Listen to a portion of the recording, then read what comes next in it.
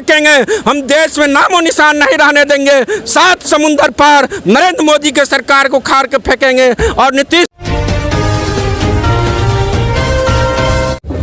आप क्या कहना चाहेंगे? जननायक कर्पूरी ठाकुर जी का 35वां पुण्यतिथि है, क्या कहना चाहेंगे? हम जननायक कर्पूरी ठाकुर जी के जो 35वां पुण्यतिथि है उसमें हम कहना चाहेंगे कि आज के युग में भी जो महिला जहाँ है, जो दबी कुचली महिला है, वो महिला आगे आए और महिला को आगे आने के लिए सरकार बहुत प्रोत्साहन राशि देती है, उसको हम लोग ले और जहाँ है वहाँ हम लोग समय का उपयोग करें, समय का उपयोग करते हुए आगे बढ़े।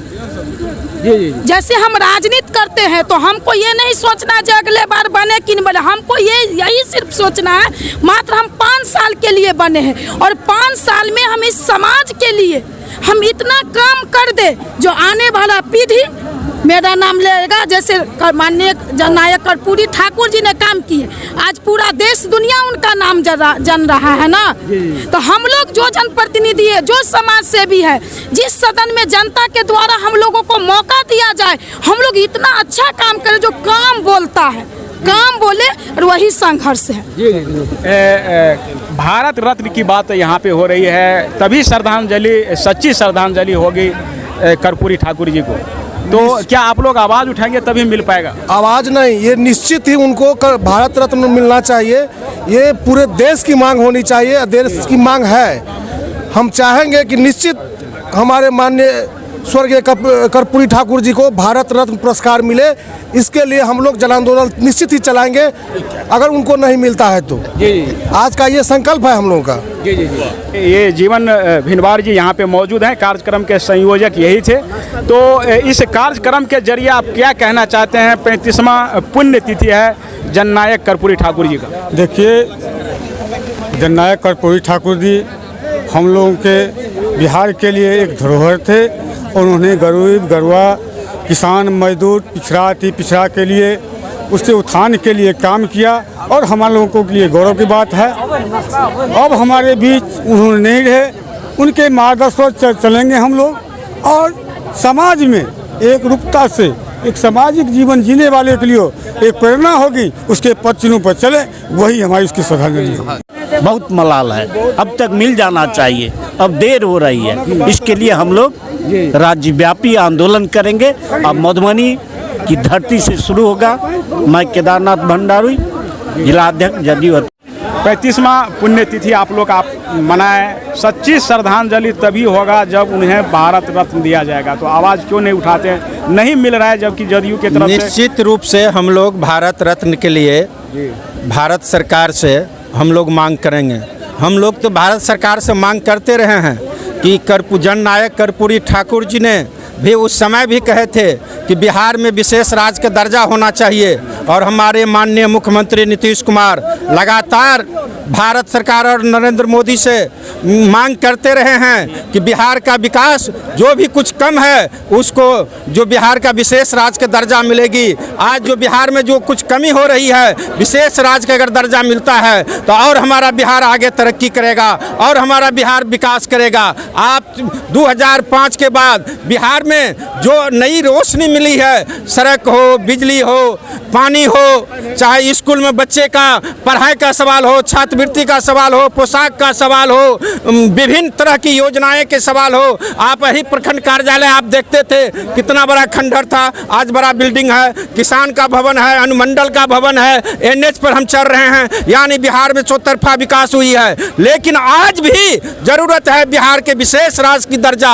हमारे माननीय मुख्यमंत्री नीतीश कुमार नरेंद्र मोदी से लगातार बिहार के विशेष राज्य का दर्जा मांग करती रही है। लेकिन यह नरेंद्र मोदी बिहार विरोधी है, किसान विरोधी है, मजदूर विरोधी है और देश को बेचना चाहती है। इसीलिए बिहार को विशेष राज्य का दर्जा नहीं दे रहा है। अभी फिलहाल बजट पेश हुआ है और आप देखे हैं कि जो जनता की गाढ़ी कमाई का पैसा सरकारी बैंक में रखे हुए थे। स्टेट बैंक हो, पंजाब नेशनल बैंक हो, इलाहाबाद बैंक हो, जो विभिन्न बैंक हैं राष्ट्रीयकृत बैंक, उसमें हमारा और आपका जो पैसा था उस सारा पैसा अडानी को दे दिया।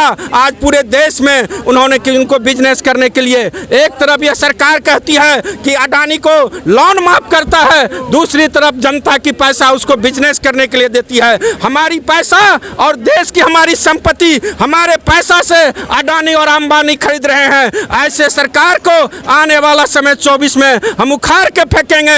हम देश में नामो निशान नहीं रहने देंगे। 7 समुंदर पार नरेंद्र मोदी के सरकार को उखाड़ के फेंकेंगे। और नीतीश समय होगा जब 2005 की कहानी को हम उठाएंगे तो वाकई में 50% देकर महिला की जीवन की शैली नहीं, उनकी जीवन की हर चीज़ को बदल दी है। जिसकी होठों पे खुशियाँ नहीं थी, जिनकी आंखों में आंसू थी, उनकी आंखों में आज दीपक की तरह रोशनी जल रही है, उनकी होठों पर खुशियाँ मिल रही है।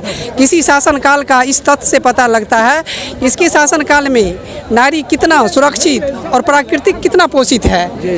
माननीय मुख्यमंत्री जी की शासनकाल में नारी भी सुरक्षित है और प्राकृतिक भी पोषित है। इससे पता चलता है कि माननीय मुख्यमंत्री जी हमारे बहुत अच्छे हैं और आने वाला समय में एक एक महिला की वोट दे करके पुनः उन्हें बिहार की फिर मुख्यमंत्री बनाने की कोशिश करें। और महिला की वह शक्ति है जो बनाती है सदन में और सदन से वह हटाती भी है। सर, फुलपरास जो है जननायक कर्पूरी ठाकुर जी का कर्म भूमि रहा है और हमारे समय से आपका भी कर्म भूमि है, क्योंकि आप लौकी से जो है कर्पूरी ठाकुर बिहार के गरीबों का मसीहा, सभी जात को लेकर चलने वाला और 24 घंटा गरीब का कैसे घर बनेगा, गरीब कैसे विकास करेगा, किसान कैसे विकास करेगा। उसके बाद ये शिक्षा में जो 8वां पास जो था उसको बोर्ड को हटाया। उन्होंने 5 मुख्यमंत्री बने तो 5 एकड़ को ज़मीन का जो लगान लगता था उसको माफ़ कर दिए। उन्होंने इतना ही नहीं, आपको विदाउट इंग्लिश, जो मैट्रिक में पहले इंग्लिश के चलते लड़का फेल होता था उसको विदाउट इंग्लिश पास करवाए। वो इस तरह का नेता आज तक न हुआ है न होंगे। दूसरी बात, उनके पिताजी गोकुल ठाकुर नाम था, वो नाई का काम करते रहते थे और उन्होंने 1940 ईस्वी में मैट्रिक पास किया, 1942 में इंटर पास किया। चाहता तो बहुत अच्छे नौकरी भी मिल जाती, लेकिन नौकरी नहीं लेकर के जनता के पीछे, जनता के लगे रहे और जनसत्ता में 1943 में जनसत्ता पार्टी में ज्वाइन किया और 1950 में गणतंत्र देश को कराया।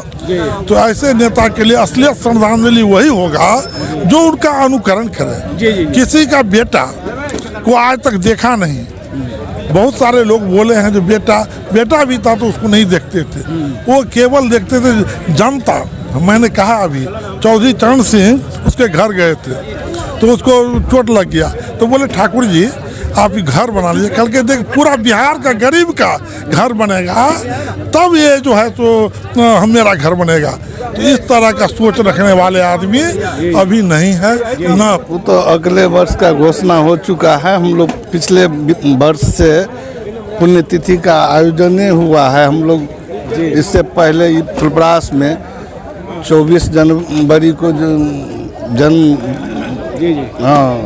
मनाया जाता था, लेकिन ये जो पुण्यतिथि पिछले वर्ष से ही यहाँ नया रूप से शुरू हुआ है, जो जीवन जी के आयोजन में दोनों साल हुआ।